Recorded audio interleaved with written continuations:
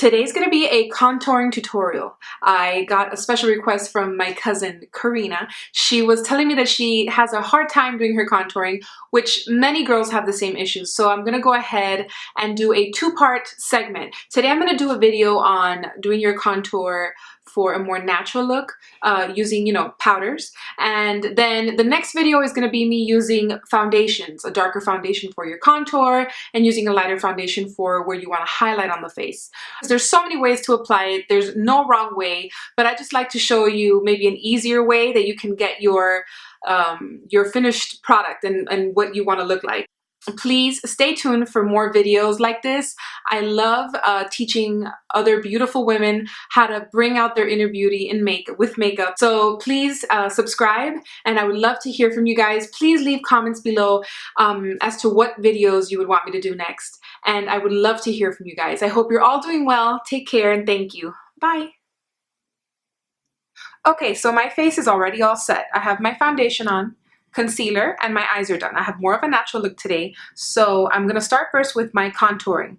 The color I'm gonna use is Sculpt from MAC, which is this color right here, which is great for contouring because it's a matte color. It's the perfect shade. It can tend to be a little warm. Something a little more in the gray coloring works out really well too, but this will do the job. I'm gonna get an angled contour brush. This one right here. I did a little bit of a review yesterday on these brushes, and I promised you guys I would use them, so here we go. This works out perfect for contouring, and I've been using it for several days now, and I absolutely love it. First, I'm going to grab the color here, and I'm going to start on the hollows of my cheeks. I'm going to use the viewfinder here, so if I'm not looking straight at you, don't be offended. I'm just trying to find, the hollows of my cheeks and make sure that everything is working out in the right place because I don't have a mirror in front of me right now. First, start off the color as intense as possible at the top. So as soon as I set that, you see how intense that looks? Then I start to blend it out. And then circular motions. And then you don't want to bring it all the way down here, especially if you want more of a natural contour, or let's say you're working on a bride or something like that. You want it to be nice and subtle all the way down on the cheek and just give it like a natural appearance of it being carved out. And there you go. So you're going to do circular motions. And then when you barely have anything on the brush is when you want to finish it off and then bring it down towards the bottom if you want. And there you go. Now you have the cheek contoured. Then from here, I like to bring it up to the forehead. Just imagine like an E just around the face like this. Just, like, I don't know what you want to call it. I don't know what font that would be, but I'm going to go up to the forehead now. So I'm going to get more of that color, and I'm going to dust off a little bit, and then I'm going to start right at the forehead. And the same thing. Here, you wouldn't want to put so much intense color on the forehead because, it's the forehead. It's going to be straight on. You don't want to have intense color in the hairline. It would look kind of awkward. And you're going to do circular motions right at the top, and then to your temple, and then bring it down again, just so you have a nice motion here. Make sure that everything is blended. And then get a little more color, and then do the chin here, and bring it up again, just so you can make sure that you're on the right path. And keep blending, and then bring it down on the neck. So all this is nice and carved out and looking great. So you can already tell the difference from this side to this side. This side is looking a little more slim, a little more, you can see more of the cheekbone, and everything here is popping out a little bit more, and I haven't even done my highlight yet. So this side is looking a little more flat. So we're gonna go ahead on this side, and I'm just gonna fast forward through this, and do the same thing I did on this side.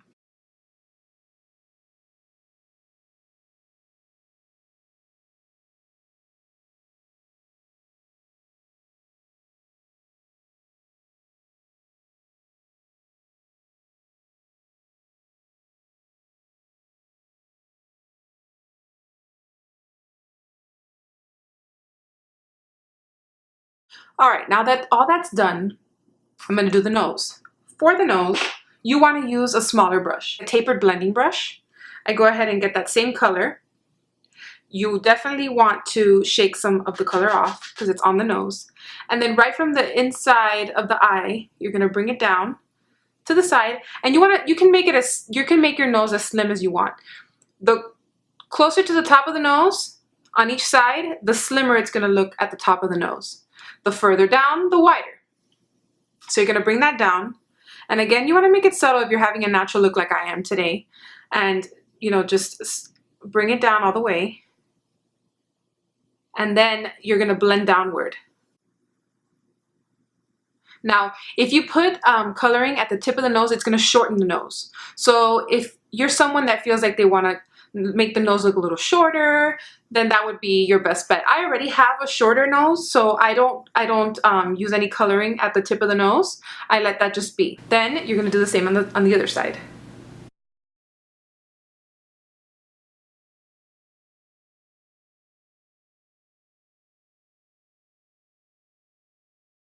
Okay, now that all that's done, I'm going to go ahead and do my highlight. Now, using a smaller powder brush, you can use either or. You're gonna get your highlight color. And before I did my contouring, if you're someone with oilier skin and your foundation has a harder time settling into the skin, you may want to powder your face first before you start your contour, just to make sure that it doesn't move your foundation around on the face. I tend to have a drier face. I have to use a ton of cream before I start my makeup because doesn't matter what foundation I use, I will flake. So I don't need to set my face with powder. I can just go on in and start doing my contour, and my face has already sucked up the foundation. But if you're someone more oily, that would be my advice to you, is to set the face with a powder before you start your contouring. And my sister, she's another one that was telling me how when she does her contour, she really has to make sure that she blends, because, you know, some patches may come out here and there, and she tends to be more of an oily, she tends to have more of an oily T-zone. So I make sure to tell her that she needs to use powder first on her face before she starts to contour. Now I'm going to go back into, not go back, but now I'm going to do the highlighting portion. The color I'm going to use is Lightscapade from MAC, which is this one here. And it's a beautiful, like, iridescent highlight. It has more of like a pearl, like mother of pearl kind of coloring, and it's just beautiful and subtle on the skin. It has more of a yellow tone, I would say, and you can see a little bit of a blue, you know, flecks inside. So it's not a warm highlight, it's more of a cool tone highlight, but I just love it. I use it a lot on brides, I use it a lot on myself, and it's just absolutely beautiful.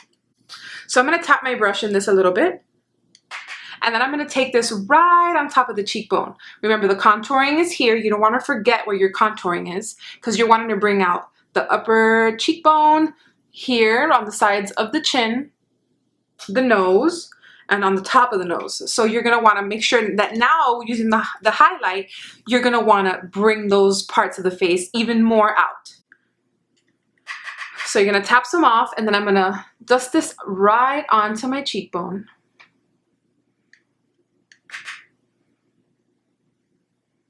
Same on the other side. And I really love that dewy finish. And the foundation has a lot to do with it too. I'll put which foundation I'm using down in the description box, because if you ask me now, I'd be lying to you. I don't remember the exact name, but I do know that I'm NW25. Now I'm going to take it down on the top of my nose,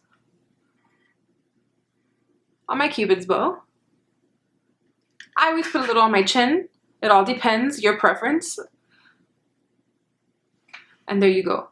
Look at how beautiful that glow is. It's like, it's magnificent. I just love this highlight. I use it all the time, especially now in the summer. I don't go anywhere without this highlight color. I also use, what is it called? Soft and Gentle. That one's more of a warm tone, and it's just as wonderful. Now I'm going to go ahead and do my blush. We can't forget our blush. I also get a lot of questions as far as blush is concerned, and where exactly does it go? We have our bronzers, we have our contours, we have our highlights, we have our blushes, and that can be really confusing, especially when you're not a trained makeup artist and, you know, you're just getting ready every day for work, you know, a normal girl getting ready every day, and you just, sometimes you don't know exactly where these things go, and then you start piling them up on your face, and everything starts to get cakey, and we don't want that. So now, using a smaller powder brush, and like I said, the highlight, it could have been done a light wash on the top here, with this exact brush. I use the angle brush because that would be easier for someone starting off. Now for blush, this is a great choice, which is the small powder brush. The color I'm going to use is Coygirl. It's also a beautiful color from MAC. As you can see here, it's like I like to call it a blushing bride pink because it's just so beautiful and so subtle. I'm gonna get a little bit of that color.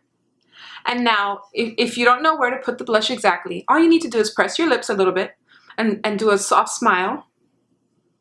And these little balls of the cheek here, the apples of the cheek is what we call them, they pop right out. And that's exactly where you're gonna put your blush.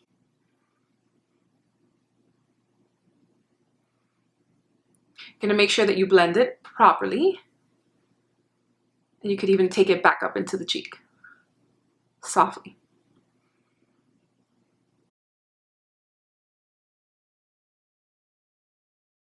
When you're done with all that, your face is ready.